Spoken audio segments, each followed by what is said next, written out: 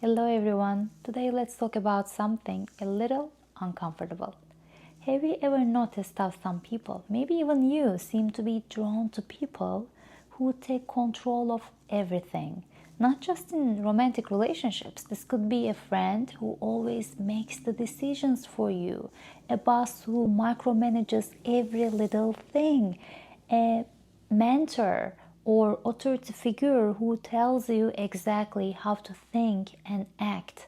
And yet, some people are naturally pulled toward that, not because they want to be controlled, but because it feels familiar, safe, or even attractive to some people. Today, we are talking about this. Why does this happen? What's going on in the brain, and how to stop the cycle? Before we get into details, if you are new here, take a second to click on that subscribe button below so that you do not miss out on my future videos. Alright, let's start with something called cognitive closure. Basically, the human brain hates uncertainty. We are wired to seek clear answers, even if they are wrong. Now think about controlling people. They always have an answer, right? They tell you what to do, how to think, who to trust, in every situation, all the time. And for some people, especially those who struggle with self-doubt or decision fatigue, that feels weirdly comforting. You don't have to second guess, you don't have to stress over choices, you just follow the lead. And suddenly, life feels easier. But here's the catch, that ease comes at a cost, your autonomy.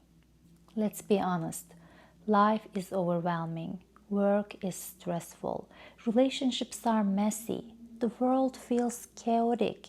So, what happens when someone comes along and says, I'll take care of things, I'll make the choices, you just trust me? That's not just control, that could feel like safety to people. And for people who have felt abandoned, unsupported, or lost in life, that kind of leadership is addicting, alluring, and that kind of leadership is irresistible to those people at first.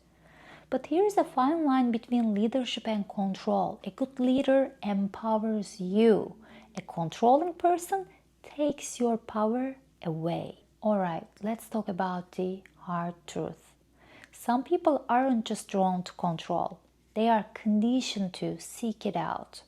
If you grew up in a home where love was conditional on obedience, expressing yourself led to rejection or punishment. You were always told what to do, who to be, how to act. Then guess what? Being controlled feels like love to you. Well, it's not that you want to be controlled. It's just that your nervous system recognizes it as normal. So when you meet a controlling person, your brain doesn't see a red flag. It sees something familiar. And this is how the cycle repeats. Alright, so if any of this sounds a little too relatable, how do you stop falling into these dynamics? Here's what you need to start doing. 1. Recognize the pattern. Ask yourself, do I feel safe with this person or do I feel small? Let me tell you something.